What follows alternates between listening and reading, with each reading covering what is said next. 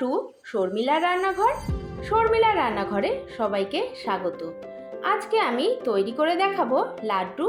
তো ঘরোয়া উপকরণে আপনারা কিন্তু খুবই সহজে এই লাড্ডুটি তৈরি করে নিতে পারবেন। চলুন দেখে নেওয়া যাক। এখানে আমি নিয়ে নেব 2 কাপ বেসন, আর ওই কাপেরই 1 কাপ পরিমাণ জল। তো জলটা দিয়ে আমি কিন্তু একটা হ্যান্ড ব্লেন্ডারের সাহায্যে একটা মিশ্রণ তৈরি করে নেব। তো দেখুন আমার কিন্তু মিশ্রণটা তৈরি হয়ে গেছে। এখন আমি এটাকে সাইডে রেখে দেব। এদিকে গ্যাসে আমি একটা কড়াই বসিয়ে দিয়েছি। কড়াইয়ে দিয়ে দিলাম পরিমাণ মতন সাদা তেল। সাদা তেলটা গরম হয়ে গেলে আমি কিন্তু যে বেসনের মিশ্রণটা তৈরি করে রেখেছিলাম সেটা এরকমভাবে ছেড়ে দেব।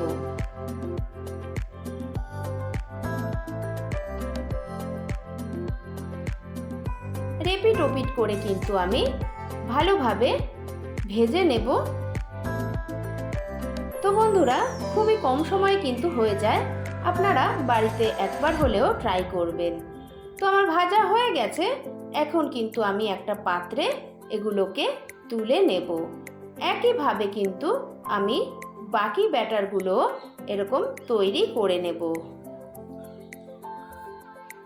তো এরকম সুন্দর সুন্দর রেসিপি পেতে কিন্তু বন্ধুরা অবশ্যই শর্মিলা রান্নাঘরকে সাবস্ক্রাইব করতে হবে। তো দেখুন আমার এগুলোও কিন্তু ভাজা হয়ে গেছে। আমি এগুলোকেও একটা পাত্রে তুলে নিলাম। তো দেখুন বন্ধুরা, আমি সবগুলোই কিন্তু ভেজে তুলে নিয়েছি। এখন নিয়ে নেব একটা মিক্সি জার। আমি এরকম ছোট ছোট করে ভেঙে সমস্তটা মিক্সির মধ্যে দিয়ে দেব।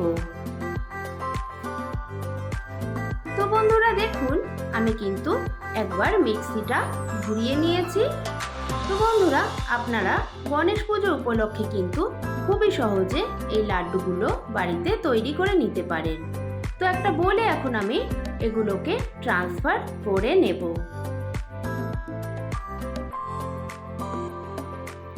এদিকে আমি 4টে আমন্ড বাদাম নিয়ে নিয়েছি। এগুলোকে আমি ছুরি দিয়ে কেটে নেব। আবারও আমি একটা প্যান বসিয়ে দিয়েছি। দিয়ে দেব ওই কাপেরই 1 কাপ চিনি, আর দিয়ে দেব 1 কাপ জল। এখন আমি ভালোভাবে নেড়ে চেড়ে আমি একটা শিরা তৈরি করে নেব। তো দেখুন আমার শিরাটা ফুটে উঠেছে। এখন আমি এখানে 1 ফোঁটা মতন ফুড কালার অ্যাড করে দিয়েছি। তো যে বোঁদেটা আমি তৈরি করে রেখেছিলাম এখন সেটা অ্যাড করে দিলাম। খুন্তি দিয়ে একটু ভালো করে নেড়ে চেড়ে নেব।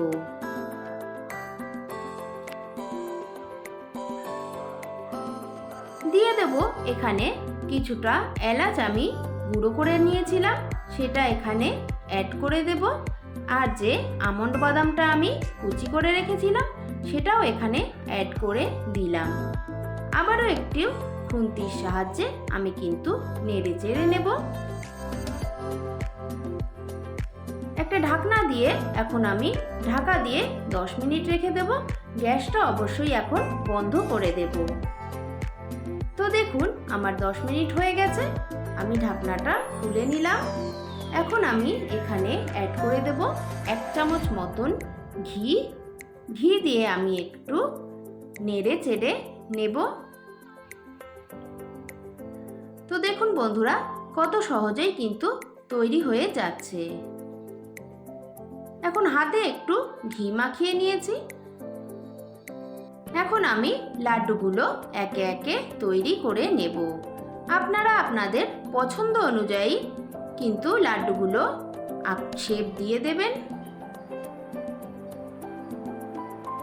তো দেখুন বন্ধুরা আমার কিন্তু লাড্ডুগুলো তৈরি হয়ে গেল। এখন আমি ওপর থেকে কাজু বাদামগুলো দিয়ে দেব। তো বন্ধুরা তৈরি হয়ে গেল কিন্তু আমার লাড্ডু। তো আমার রেসিপিটি যদি ভালো লাগে অবশ্যই একটা লাইক কমেন্ট করে দেবেন। আর যারা নতুন বন্ধু আছেন তারা সাবস্ক্রাইব করে পাশে থাকবেন। আজ এই পর্যন্তই, দেখা হবে নেক্সট ভিডিওয়ে।